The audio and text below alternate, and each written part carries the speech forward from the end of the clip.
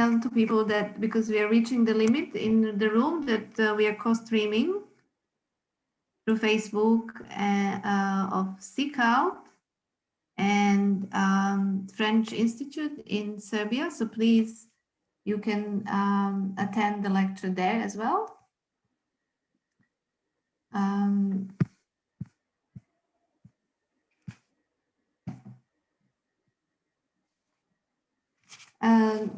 Good evening and welcome everyone. It's my evening and good afternoon, depending on where you zoom in from. My name is Bettina Steinbrügge and I'm the founder of What Could Should Curating Do.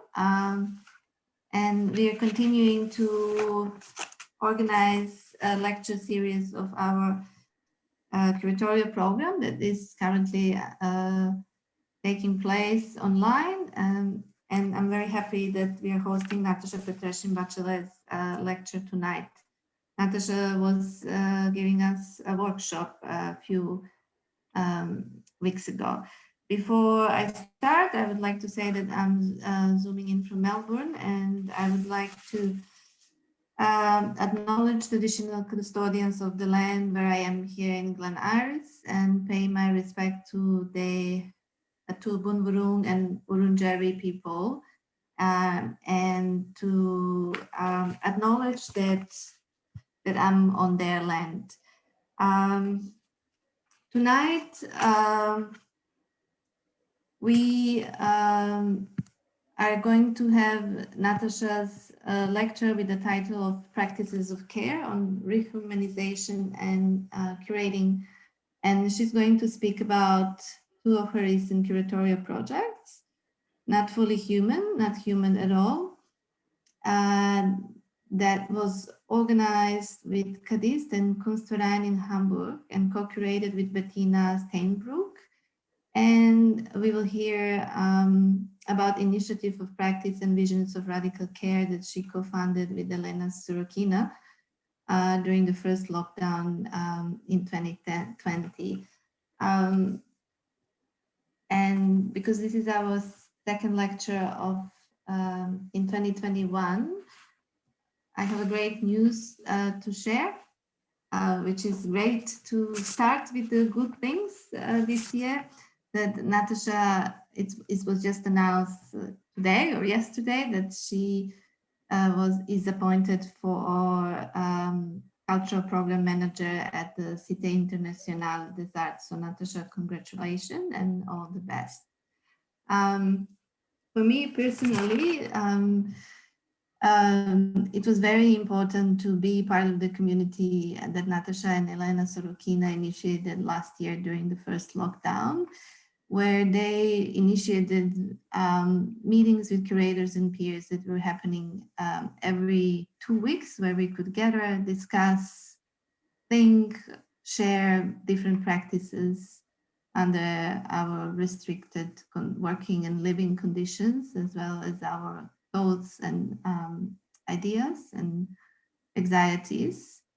And Nataša, thank you for that. And from these meetings onwards, I have started using a term interdependent curator when introducing myself. And this is something that I learned from Nataša during this meeting. And I'm sure she's going to touch on interdependence during her lecture. So I'm going to just briefly introduce Nataša. Nataša Petresin-Bachelez is an interdependent curator, editor, and writer. Among the exhibitions she curated are Contour Biennial 9, Colton as Cotton in 2019, Defiant Muses, Delphine Serig and the Feminist Video Collectives in France, 1970s, 1980s. Show Me on Archive and I Will Tell You Who Is in Power at Kiosk Ghent in 2017 with Wim Welput. Let's Talk About the Weather at the Sursok Museum Beirut and Times Museum Guangzhou, 2016 and 2018 with Nora Reizan. Resilience, U3 Triennial of Contemporary Art in Slovenia in 2013. She was the director of Les Laboratoires d'Aubervilliers between 2010 and 2012, and she's the chief editor of Versopolis Review. And last year, a few months ago, they have published a book. It's an ebook, and I'm going to share it in a chat, called "What Was Happening Here Was Never Normal Anyway." And she also was chief editor of Manifesto Journal between 2012 and 2014, and L'Internazionale Online between 2014 to 2017. As I said previously, with Elena Sorokina, she co-founded Initiative for Practice and Vision of Radical Care last year. I would also like to mention that we are doing public lecture series together with Duke University Kunshan, and hi to Xian Zerong. I think I have seen him somewhere in this little box of the Zoom. And we are co-streaming this lecture with SICALT and Institut Francais in Belgrade, who generously supported Nataša's participation in curatorial program. So I will slowly hand it to Nataša. A few details. We're going to keep it for 1 hour. So Nataša is going to speak for around 40 and 45 minutes. And then we will open up for the question. And before we start, or while we are slowly starting, because we have really great number of people participating, and it's very hard to know who you are, at least please put in a chat where you at the moment zooming from, so at least we know a little bit about you. Thank you for that, and Nataša.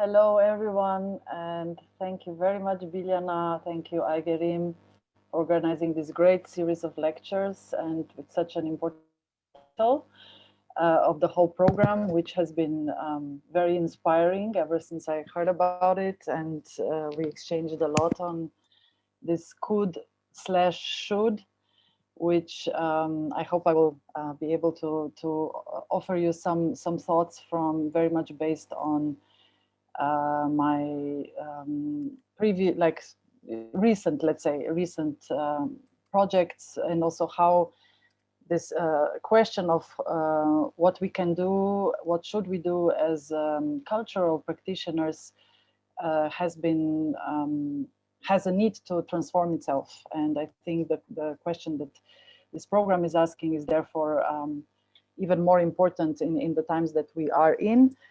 So I would like to thank all the partners that support this very important program, and that support also my presence here.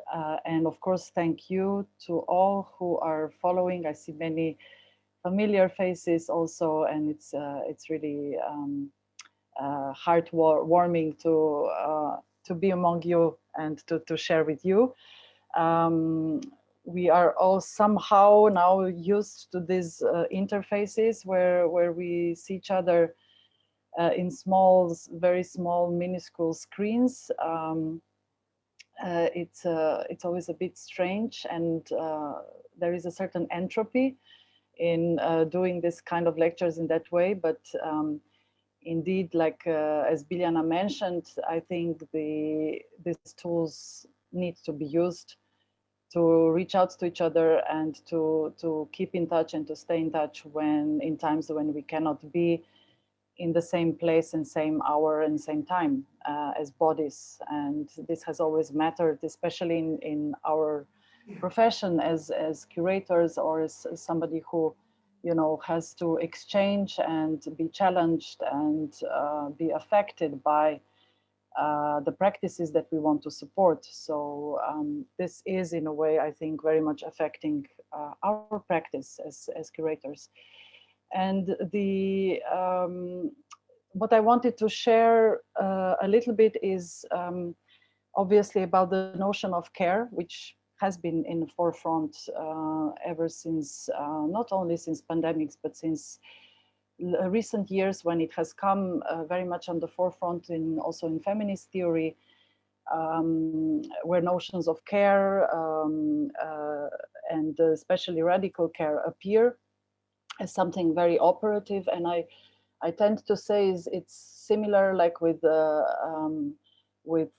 encounter, when one encounters, when you encountered first, for example, some really important operative theories, for example, feminism or decolonial theories. And when you encounter, and it produces this kind of ripples and shift in the ways you work, in the ways you think, you have a feeling you cannot go back. And the same for me, it's with thinking about how to introduce practices, methods of care, of caring work in what I do as a curator, and how I just cannot go back to how perhaps even a few years ago I still have worked. And so it's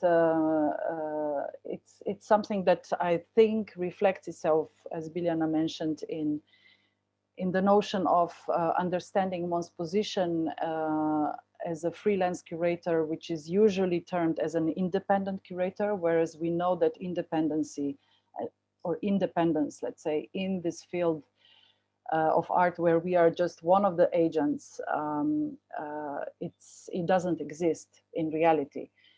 And so, let's say that there is this whole, there is a whole reasoning which comes obviously on one side from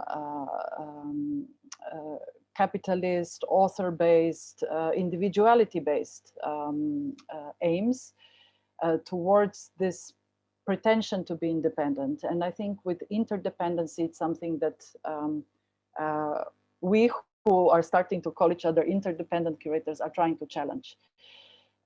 In the sense also that we are always dependent on something, on somebody, and also the fact that interdependency is very much related to the theory of care, where there is no real, let's say, or beneficial act of caring if there is just one person involved, and this person above all claims to be independent. So there is a need to, I think there is a need, there is, and I see also that in younger generation of cultural practitioners, such as curators or artists, there is this understanding that actually, which is a bit in the heart of what I try to do as a curator, the understanding that if we are co-creating, delivering, working on certain topics, themes that are inspiring us, that are moving us as human beings, that are affecting us, then the ways in which we are working on them, they cannot be separate from that content. So this is something that I keep on repeating wherever I speak, in whatever forms or formats I'm sharing this. But I really profoundly believe so.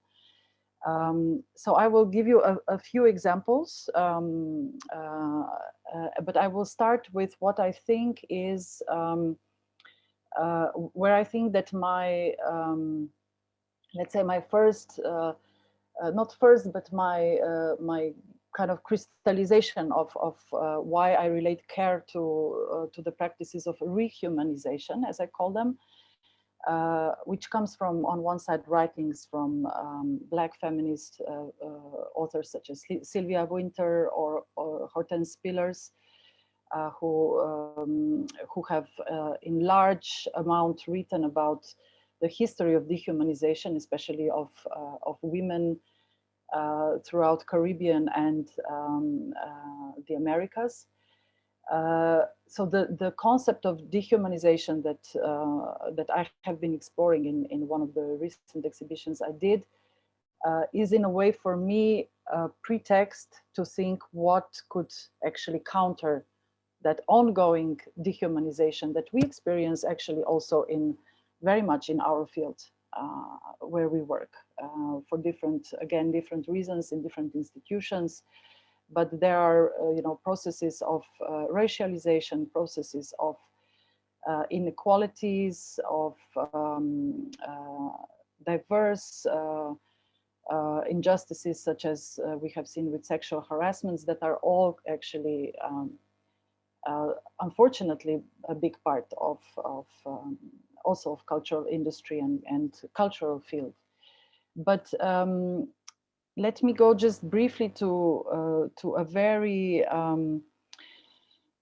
maybe an example that that I wanted to share with you, which was the exhibition that was actually where I was invited to curate after several years of research in the frame of the invitation from KADIST Foundation. It's a, if you haven't heard of it yet, it's really one of quite singular private foundations based in Paris and San Francisco, with new offices that are opening in Mexico and China, actually.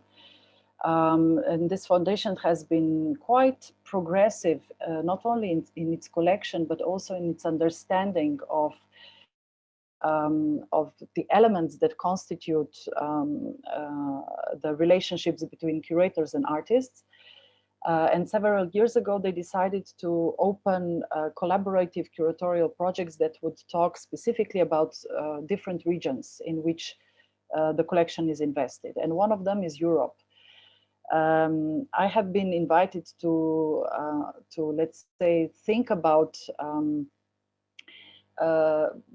certain topic that would bring together 3 different commissions in 3 European countries, let's say.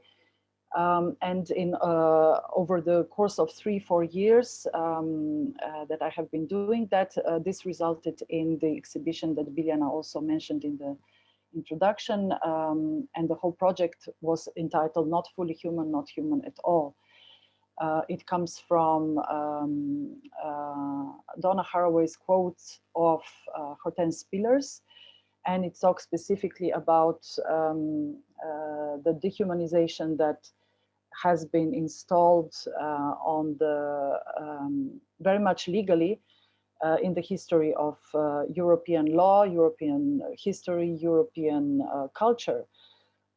First on during the transatlantic slave trade, and then extended much more further into different ways of European colonization, where the human beings were obviously not considered as equally human, and where especially also the not fully human, so that's the not human at all, and the not fully human is obviously related to the role of women in for a very long time, who have not been experiencing the same amount of rights as men. So it has both this, let's say, larger historical impetus, but also the project also wanted to challenge actually the premises of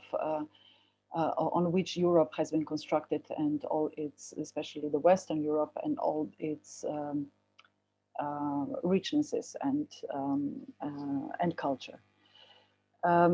Through this concept, I will not go through I will not be able to share with you with all the details of the exhibition, but it was somehow divided into practices or positions that were following more, I would say, an activist approach towards different histories, either recent or less recent, such as here we see Ibro Hasanovic, who has followed in one beautiful video the movement actually of bodies of men, of women in Kosovo, waiting for a bus to arrive that would take them away from the country and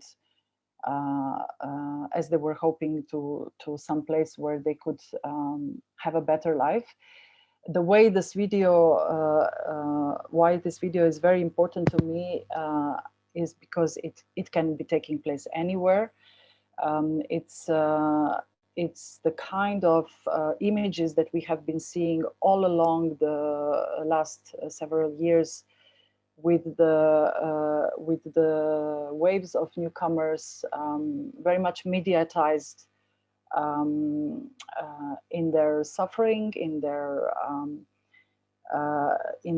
actual how to say mobility, escaping from very difficult situations and coming into Europe, and then the reaction that followed, either from citizens of different countries or politics, that was unfortunately much more than not in complete contrast to how we should be actually receiving and supporting these people, actually, who are actually there to come to survive.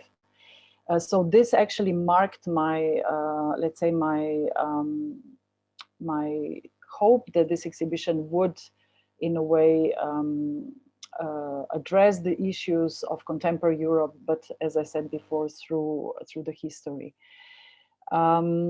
The first part of the exhibition then followed somehow different positions that are talking about, either in this work of Dorontina Castrati, of very local issues of, for example, inhumane labor conditions. Here she traces, for example, the parts of the bodies that she make casts of from the construction workers that were building a highway between Kosovo and Albania.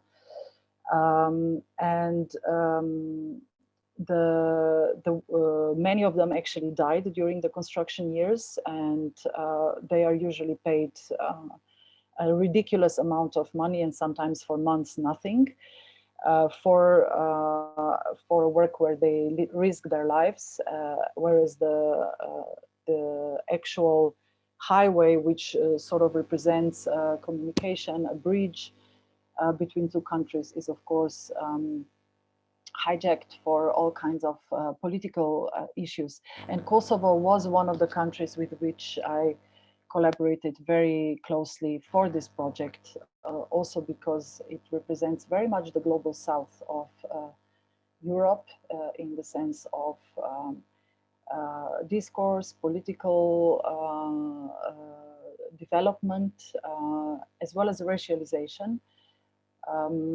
And another commission that was part of this project was done to Daniela Ortiz, an artist who has experienced herself recently, who has actually needed, because of her activism, she's very much involved. She has been very much involved and continues to be involved in different organizations that in Spain that support migrant movements, especially women. She's somebody coming from Peru and has been very vocal about these issues, and because of the threats that she received directly from the authorities in Spain, and because she's a young mother, she decided to flee the country and to go back to Peru. So this is also where in a way, the realities meet, right? It's not something that these artists just produce in sake of being then presented on the walls, but it also actually affects, she is for me an example where her life has been deeply affected, as well as in case of Ibro Hasanovic, who is a Bosnian artist and who has seen his members perished in the Srebrenica genocide. Daniela, in her video, actually addresses the history of European, let's say the historical premises of new European laws that were taken onto the newcomers and who in Europe, and that are very much based on European colonial laws. So she traces actually through a very very dynamic film the land, let's say, of no rights for the newcomers. And through a series of paintings, she addresses in a way wet dreams of what could the plants and the seeds that came through the colonies produce in order to fight, let's say, in order to contribute to an anti-colonial struggle. So there are some dreams where, I mean, dreams like her. It's her wish that, for example, this anti-colonial potato seed coming from Andes will give life and strength to migrant communities by taking the air away from the one who steals their lives, hearts, and minds. So she produced this kind of beautiful series of drawings. And this part of the exhibition somehow comes into a full circle where a work by Bosnian artist Lala Raščić is presented, where she plays with the notion of human, non-human relations through the myth of Arachne. And she creates out of it, so Arachne was the one who was weaving the tapestries in Greek mythology, and one of the tapestry was portraying the rape of Europa. And so she creates this feminist take on this myth by calling the project Europa Enterprise, and giving her own understanding of a different kind of reading that actually, so that that would be beneficial for the continent of Europe, which is for now called after a woman who has been raped. A really beautiful film where she, in a way, morphs her body into one where she becomes a spider. Again, being inspired by the string figures coming from different indigenous communities, but also the writing of Donna Haraway. So I'm going fast in order to come to the point, but the last part of the exhibition, which you can see here, has been more wanting to, while, you know, the first part was somehow to let's say construct and give rise to different stories and facts where hopefully public could feel different levels of injustices and different affects of injustices, all in relation to let's say larger field of Europe. The last part was much more related to processes of healing and caring, and how they actually run in parallel and somehow need to come across the other stories that we have seen previously. And the question, how is the COVID pandemic affecting the human, for example, was in the heart of this installation produced by Denise Ferreira da Silva, Valentina Desideri, and Aurelia Amo, who are together forming the Sensing Salon, a collective that through different practices of divination, of different sort of so-called esoteric practices, are trying to think through the questions of politics and society. So it was a space where you could pause, take time, follow their instructions, where you could project yourself in the mirror and be close to obviously to people that you cannot see due to the pandemics, and experience some kind of different involvement, let's say, or different kinds of sensibilities than we usually, expect when entering an exhibition. So a much more of invitation to incorporate one's own body. The two cards that are represented here came as the final cards. So the tower, meaning the changing of an order, and the 10 of Cups that represents some kind of abundance, happiness, something that might lead, something towards which the process of transformation might lead to. And the last part of the exhibition engaged Munira Al-Qadiri's bath with a practice coming from Azerbaijan, where the petrol, the black gold, is used to induce healing. But at the same time, the way she portrays it obviously lies in juxtaposition. So it's also positioned in a way so that you can see the previous installation that I just showed you, and the potential outcome of the human species, if you want, in case we do not transformation that is needed on a societal level seriously. We also worked with Kenya Tegia, who has been deaf since his birth, and for whom the deafness is at the heart of his sound installations and his sound performances, but also of his activities as an artist activist, actually. So he helped us to enrich and to actually question the theme itself about the position of the institutions, of most of the institutions of art, actually, that are ableist and that do not take time to ask themselves questions about their public that might have other needs that are not all in the norm that we the kind of ableist bodies represent. So it has been a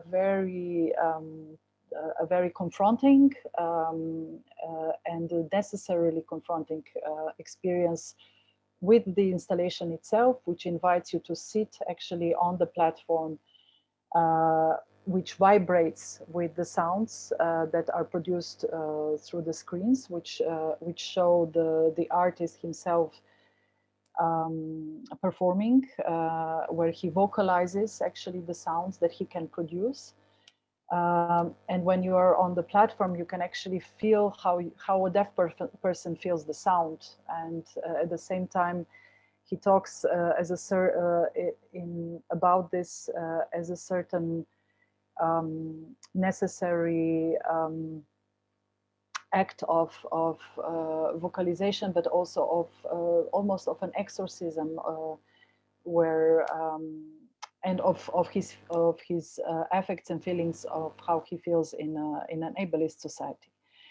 And this was in a way concluded by the installation of Sadishua, who through her own personal archive exhibits, let's say, different heroines, either through music or through books, in order to produce a space of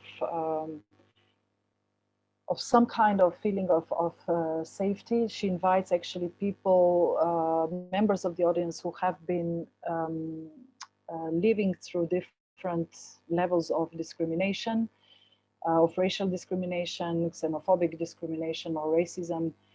to sit down, to pause there, to exchange, to read the books that she puts there, herself being an artist from both Moroccan, Almazik actually, and Belgian origin, and experiencing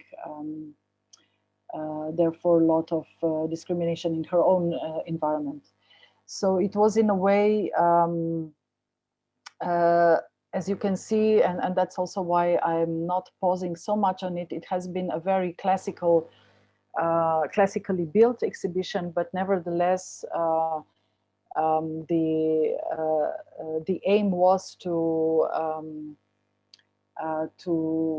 let's say make appear or help to arouse feelings that hopefully would attenuate by when going out of the exhibition, and all in relation to specifically these last parts, which I think all are working on the concept of rehumanization. But in the exhibition itself, I could not, also for the reasons of pandemics, I could not really engage myself in the actual methods of working differently, or working in a way that could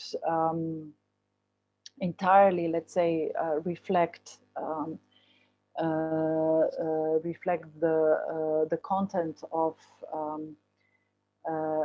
what these artists are doing, whether in their daily lives or artistic practices. And this is something that I have that I inspired myself constantly from my experience with Contour Biennale, where I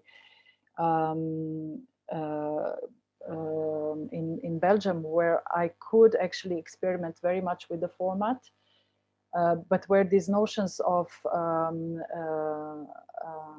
this ongoing, let's say, not notions, but ongoing research into dehumanization practices have also come very much in the forefront of my work with the team, or the let's say the collective work we did together in an environment that is a smaller Flemish city that is very much a diverse city, culturally diverse city, but one where most of the public and cultural institutions, for example, still is entirely white.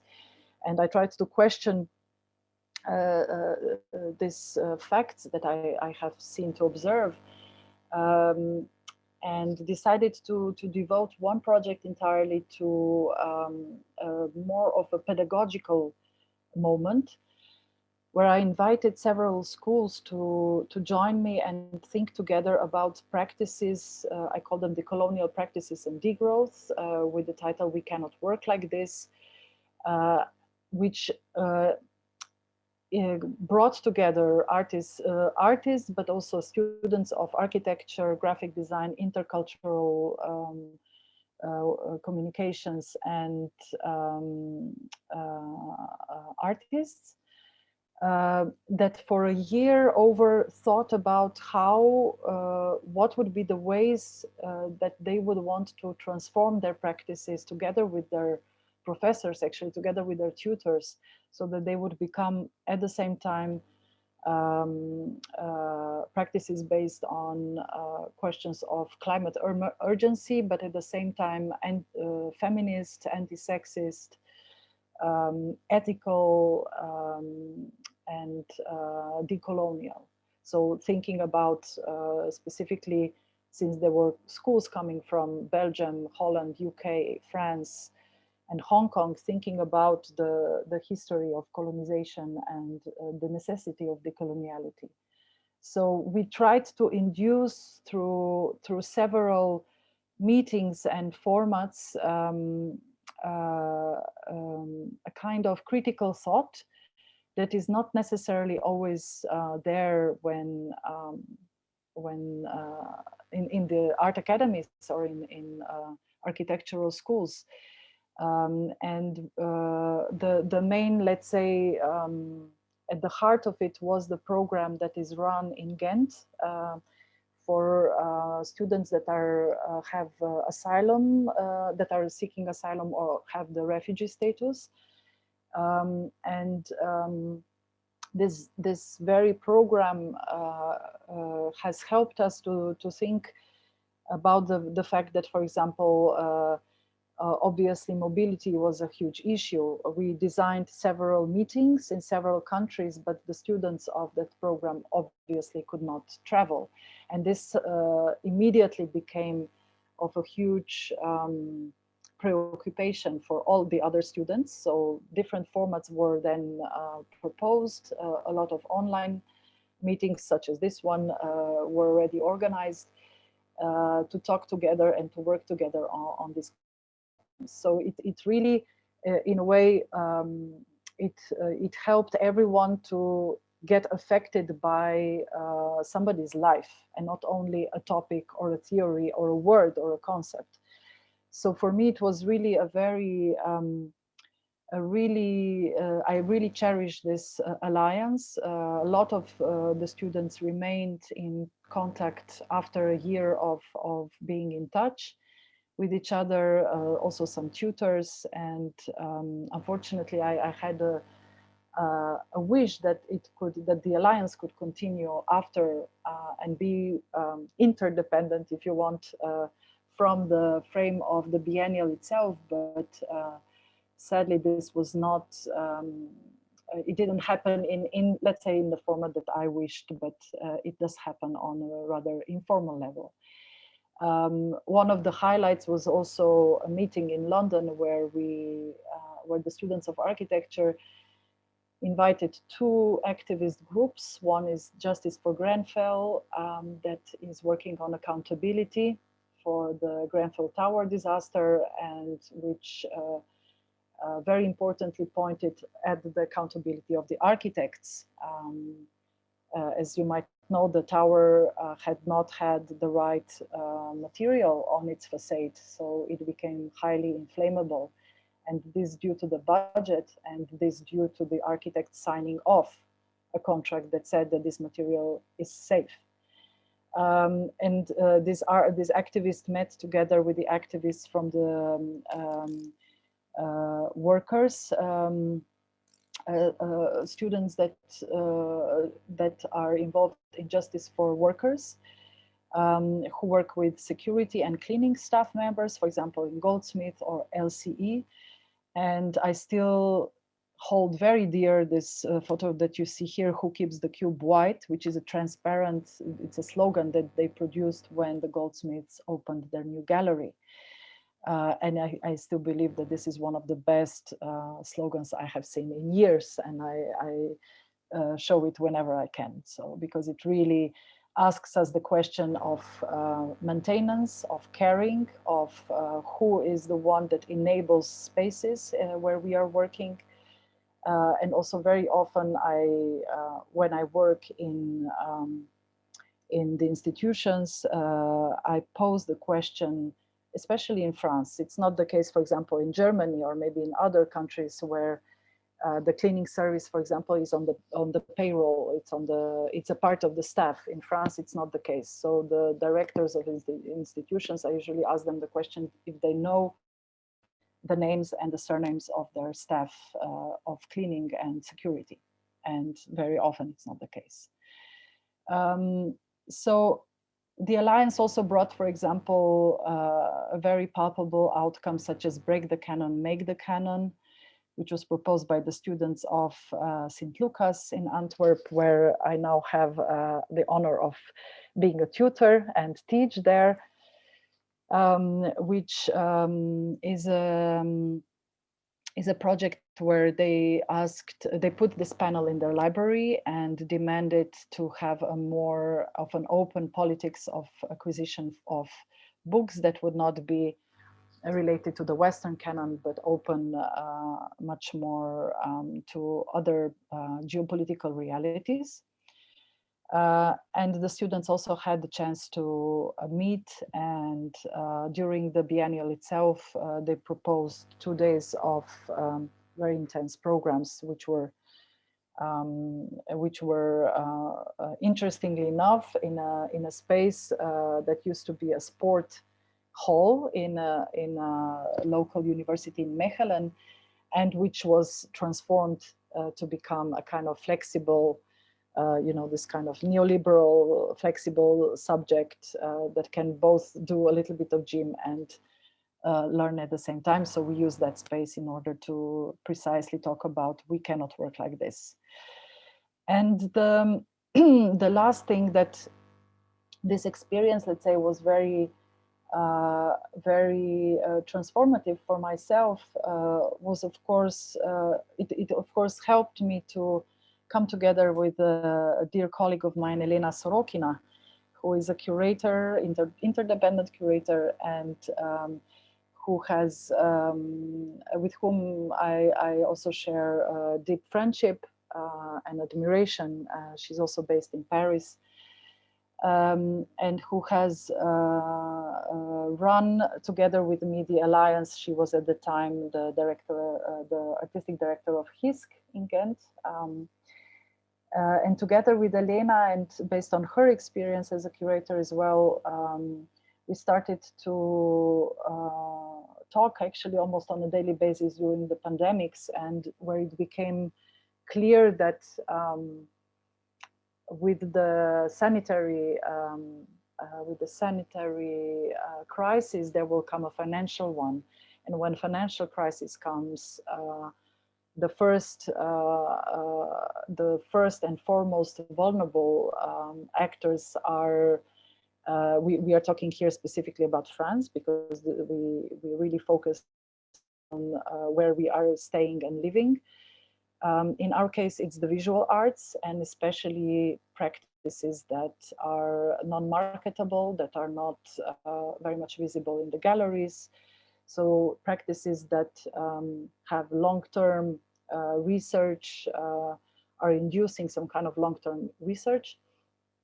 And with Elena, we decided to focus on, or to, let's say, to try to construct a support group that would let's say, even more so, pay attention of practices of care. So artistic practices, artists' positions that work on a long term by reflecting what care means in the ways of working with the others, that have an ethical approach towards their methods and towards all the elements that are part of what they are doing. So it means practices of performance, or there are artists coming from theater, literature. There are several people who are asylum seekers in the group. So we constituted a sort of supportive group that had one action during the confinement. We came across the information that through the artist Gaël Schwan, who was part of the École des Actes, a really important project that is taking place in Aubervilliers, in northeastern part of Paris, that I know well because I have worked there for 3 years. It's one of the poorest, actually, towns in France, but one of the culturally most rich.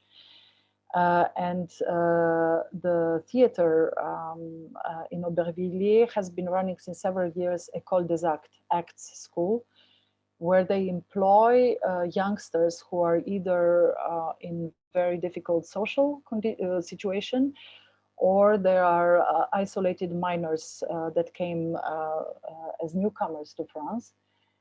They offer them French language classes, as well as possibilities to work with the artists on theater productions, and thus get paid. So not only they are learning the languages, but they can also work.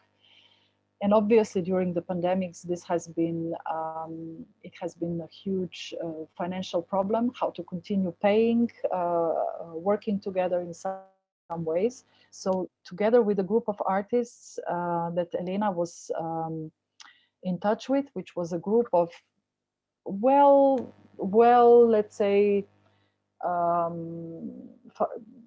economically much more at ease artists who are mostly from French American background, and who would not necessarily know about these other groups or other practices. Let's say they form a sort of informal group, but they are all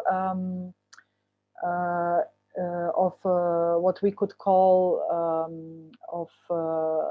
older generation of artists. So they have been very much vulnerable as well during the pandemics. They have seen a lot of friends die, and wanted to create a certain act in which they could touch, at least symbolically, through the physical space. So what we decided together with them is that, so you remember in France we could move just for a kilometer during, it was one of the most strict lockdowns. We had to go out with papers and have the radius of 1 kilometer.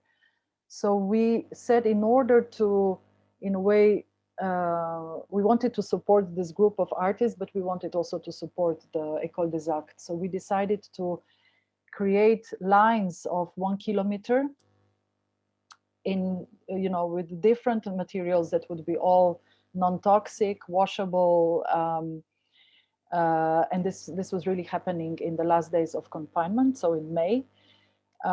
So these lines appeared throughout the day, throughout the evenings, when artists went out to draw, and they were drawing them between their homes and in the direction that was gravitating towards northeast, towards Aubervilliers. When the artists would go out, they would mark that they are going to work. So this was one of the things that we decided to do on their papers, on their legal papers. So lines appeared throughout several days. Several artists were involved. Some who could not leave their spaces where they were living, such as Hura Mirshekari, because she has problems with the paper, or Ismail Afgan, who is a jewelry maker and who also preferred to be to not move more from the radius of his house, let's say, because of the problems he could face if being checked. We created this and published images online with the aim to reach École des Arts, and only with this action, actually, that was called No Straight Line, we helped somehow financially in crowdfunding that the École des Arts was doing. So several thousand euros actually were raised during the time, and in a way our aim was somehow fulfilled. And after this experience with Elena, we decided to continue, let's say, with the group of artists that we thought, as I said before, would need to meet among themselves, who do not know themselves. So what we decided to do is to organize picnic assemblies, as we call them, where everyone is welcome to come, that we invite basically, but also invite, the invitations can be obviously extended. The trees are a very important part of these meetings. Here below on the right hand, there is one of the artists that we work with who is also an animist, a shaman, Katitu Tayasu, for whom the trees are a source for life, and she creates projects and therapies actually related to the trees. So we are looking for trees always in the public gardens of Paris and around Paris where we meet. The picnic assemblies are important because we share basically just is a normal gathering where people are invited to talk about the most vulnerable parts of their lives, where they are with their projects, what are their needs. Some have legal issues to be solved, some have artistic issues, material issues. And it has been very moving to see how each one feels actually, interpellated, as we say. So in a very organic and natural way, people started to organize among themselves or to meet among themselves, sometimes independently from obviously from ours, because we, as curators, this is not a curatorial project for sure. It's not a representation project in the sense that it's not leading to something. It's not leading to an exhibition. It's not leading to, it might lead hopefully to something that would enable having more, let's say, financial income that could be equally distributed among the members on a more permanent basis, or more, let's say, frequent basis at least. What we have is a radio. So we have a radio channel, and our first discussion was during the Black Lives Matter protests in Paris, where we had the necessity to meet in a protected way, but still to meet and protest, whereas the art institutions have been installing the the hyper-sanitary and hyper-discipline within their frames and within their walls. And we thought that this is such a contrast between just what is taking place just in front, literally in front of the doors of these institutions and inside. So we organized a really nice discussion actually on radio. We worked again with Kenya and for a performance that he did in Paris in a project that was talking about communication. And whereas he brought obviously his way of working, and has ever since created a manifesto, which he sends in advance to the institutions that invite him to work, where he poses criteria, let's say, or facts, or the ways how he sees that collaboration can take place. And it's something that right now with Elena, we are basing ourselves, obviously, because we somehow feel that the next step will obviously be in the form of, and it's already taking place in the form of invitations to the initiative from the side of institutions. But we want to, together with the group, we feel that, as I said before, the questions should be first posed to the institution. So if we are an initiative that says that wants to work on radical care, which means an intersectional looking into our practices and mutual support, then we cannot just enter into an institution and present a body of works as if there is no method behind it. So currently we are with Elena, that you can see here on the photo, we are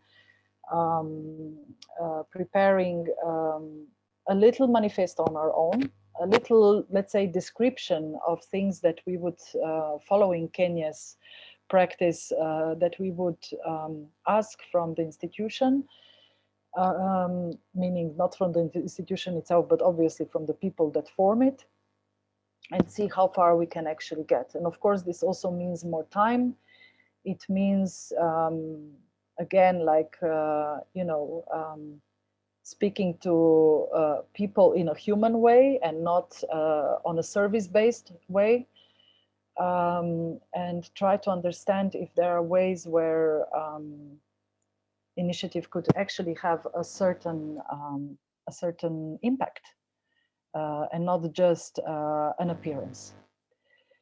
And one of the last actions was in support of Ismail Afgan, who is a jewelry maker who has the asylum seeker status in France. And in order to prove that he has a practice, we organized a beautiful photo shoot with his jewelry on us. So you can see here below, we are trying to pose as a group of photo models. And this was presented then as a legal document to his lawyer. And we are waiting for, currently for the outcome of his request to stay in France. So this is just, it was a bit fragmentary, but I hope that it was clear what I meant with matters of practicality and of actually materiality of practices of care. Thank you very much, Nataša, for inspiring practice of care. I have a lot of questions, but we already have some questions in chat, so I will just start to read. So please, if you do have questions on Facebook, please just post them. I get them repost to me. And please, in Zoom, just leave your questions. So we have a question from Barbara. Dear Nataša, thank you very much for sharing your work. Does the notion of care and curating relate at all to a closer collaboration with art education to you? Thank you, Barbara, for the question. And yes, absolutely. I mean, it all somehow starts there, doesn't it? That's also why the Alliance was such an important part of the biennial, because I think it's obviously in universities and academia, it's already too late. So it's something that starts, that should start, I think, from much earlier on. So the kind of questioning of the history of ethical responsibility of citizens, be it in a creative way or you know, either in arts or in society. I see it much larger, obviously being very much related to the art education. We have seen a lot of, I think we have seen a lot of changes in art education since now, really since decades. But the care or the concept of care, I would really relate it to what we are maybe trying to also do in with the program that is run by Petra van Brabant in St. Lucas. Anna Husiada, who is with us, was part of it last year, where we try to also enable, so it's a program, for example, of research in art in social and political context, it's called, and where the actual method of care is really taken seriously in relationship between the tutors and the students. It is asked of the students to take it seriously, to you know, to listen with care, to be critical in a caring way, which is something very difficult also when being online. This kind of questions of that bring in mind horizontality, the fact that, for example, the tutors and students are both in a co-learning experience, in a way, in an interdependent experience. So it's never just one way. I think this is where this kind of exchange and this kind of mutuality, I think it's the basis of care, and this should be how I also see the relationship between art, within art education, which, as you know, has been very much marked also by the Me Too movement, and it goes, yeah, it goes more deeper than that. I think you probably have, each of you might have some cases of that, either hopefully not from your own experiences, but from the general knowledge. So yes, I hope that it's some kind of an answer to the question. Thank you. Do we have any other questions or maybe comments?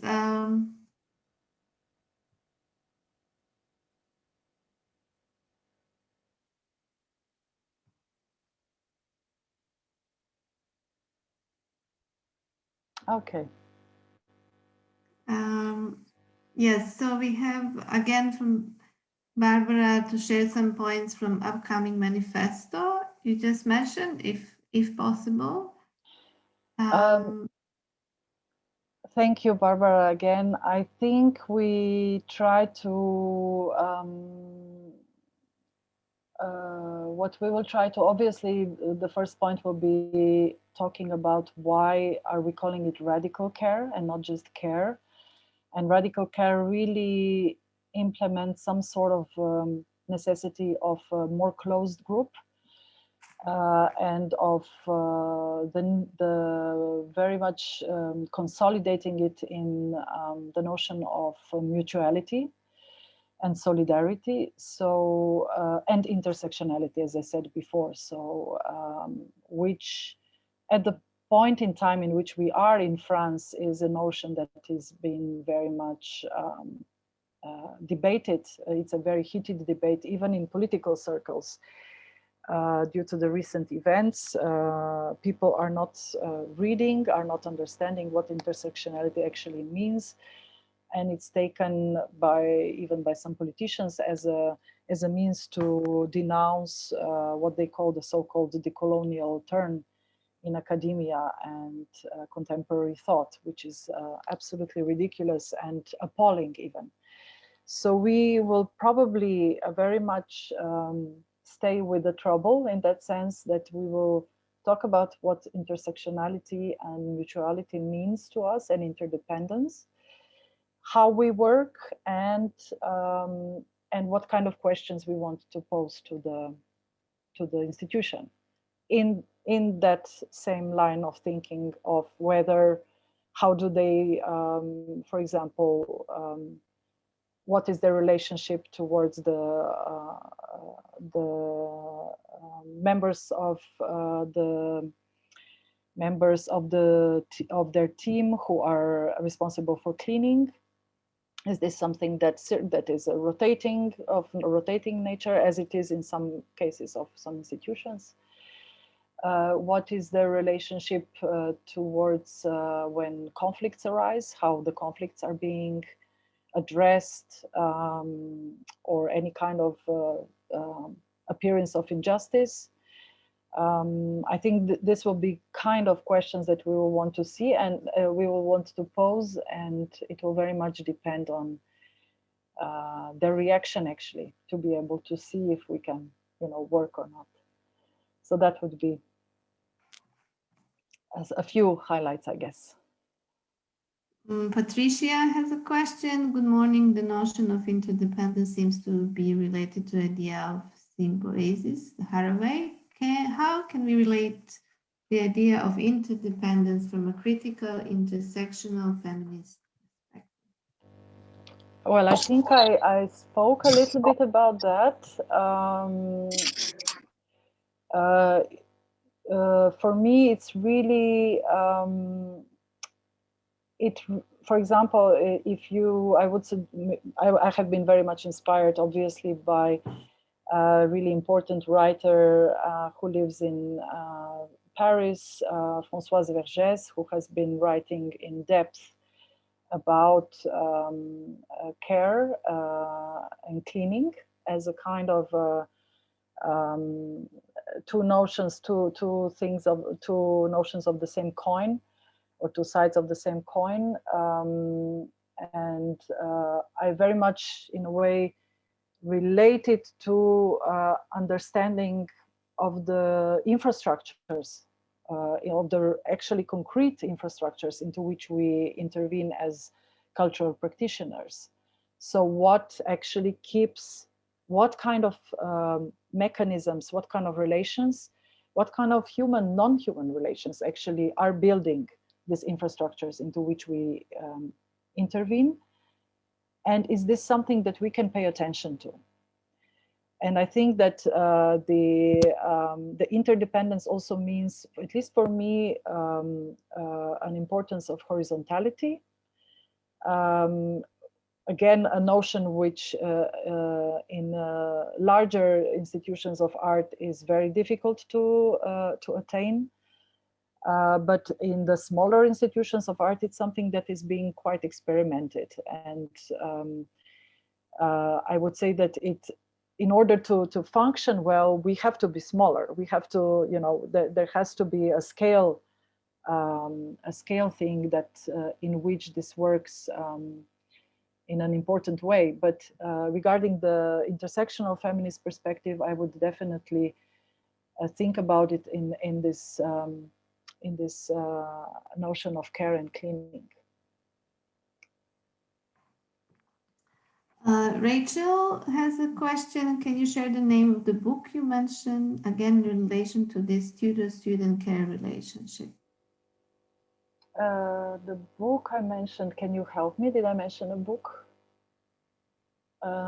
Maybe it was more, I was speaking about our program in St. Lucas. Yeah. So it's the ADMA program. You can find it online. I just put it in the chat, and there is some description about it. I mean, a very important, obviously, not only Françoise Vergès, but somebody very important for this kind of thinking is Sarah Ahmed, who has spent a lot of her time in trying to share and reflect on what has happened in her own environment, to herself, to many others of her colleagues.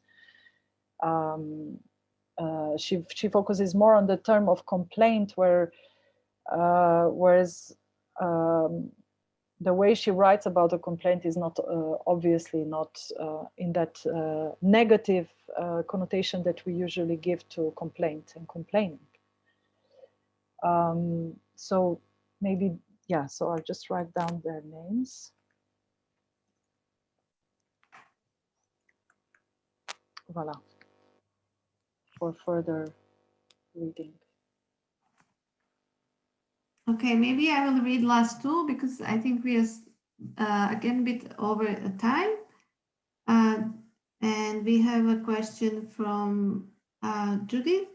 Thank you very much for this inspiring lecture. Would you mind mentioning again the name of the Biennial Alliance? That amongst that it was called Transnational Alliance. We cannot work like this. Practices, decolonial practices and degrowth. So the "we cannot work like this" comes from "I cannot work like this," a work that has been often cited and quoted by Natasha Sader-Hakigian, where she used the nails and nailed them into the wall to create an installation of really like screwed up nails, beaten nails, and when you zoom out of it, when you take a certain distance, you can read "I cannot work like this." And for her, it's I mean, she's this immensely creative, critical artist that considers the way the artists are working, the way they have been, in a way, led to work or come to work in this field that we share all and call artistic field. And she really finds, I think, the most appropriate ways, adequate ways to talk about them. So I borrowed it, I turned it into "we," since it was a larger group of people that I was addressing, and that's where the title comes from. And maybe the last question, and I apologize to all the others whose questions we don't have time to answer. Christoph asked, as a curatorial methodology you have exposed, well, what radical care can have as a positive and material impacts. Would it be possible to talk to the dangers or the blind spots that we should be reminded of when performing this methodology within curatorial position? Of course, I mean, such as with care, the issues are obviously, when it comes to historically speaking about care, it has been a very gendered and exploitative labor actually for mostly women or people that identify as women, but and very much racialized. For the terms of, you know, such as domestic labor or healthcare labor. And I think it's very similar to, that's why we insist with Elena on the notion of radical care, to be closer to the actual practice that we are trying to do together with everyone. So not just me and her, but really all together. So I don't think there is, it's something in the way the question is formulated, performing the methodology, which I'm not very very at ease with, because it means that there is something that is very, that is written down, that it's strict, and I think it should be something that we just, it's like ethics. You have let's say the obligation or moral obligation towards yourself and towards the others to know what ethics means for you and for the others, and around which you want to work and kind of be create that kind of environment. So I would not say that we are performing a methodology in that sense. What could be the dangers and blind spots? Well, it has to be done in a group, I think, in order to really reflect each other. It's always, there is always beneficial part of being in a collaboration, is to mirror what is taking place, and in that way also, like what Biljana, you were saying about Port Alliance for the curators that we had, it was in a way also like to hear oneself speak, to allow oneself to be vulnerable, and to find and to put oneself really like in this kind of empathy process, put oneself in the other's shoes, and try to understand what, how one can, where one can support. So the dangers, I would see them more coming from the encounter with institutions. That's why we are, I think, taking a bit of a hesitation or precaution with the group, and with especially with Elena, since we are still kind of co-founders of the initiative. You know, we are still seen as those kind of communication figures. So it would be more there, in a way of where to enter, how to be hosted, what to say yes and to where to say no. I would more say it like that. And then it's been just a few months, so all of this, what I'm saying, it's new, it's recent. Let's say it's not new, it's recent for the group as such. So I would just continue having my attention on the relations. Actually, that's also important as a danger or as a blind spot. It's really about this mirroring of relations, so that they continue be caring. Thank you very much, Nataša. Welcome, thank you. We will continue following the initiative and learning. And thank you all for joining tonight or today. And I would just like to make a small announcement that on February the 5th, we're going to host talk of two really interesting curators, Ioana Varsha and Ovul Durmusoglu, and they're going to share their working methodology on precedent, biennial in Kosovo, that should happen this summer. We're going to announce the information very soon. So till then, stay safe and practice care and stay healthy. Have a great day. Thank you, Nataša, one more time. Thank you, Biljana. Thank you, Agarim, and thank you all for your attention, for your wonderful questions as well. Thank you very much. Thank you. Thank you. Bye-bye. Bye-bye. Bye.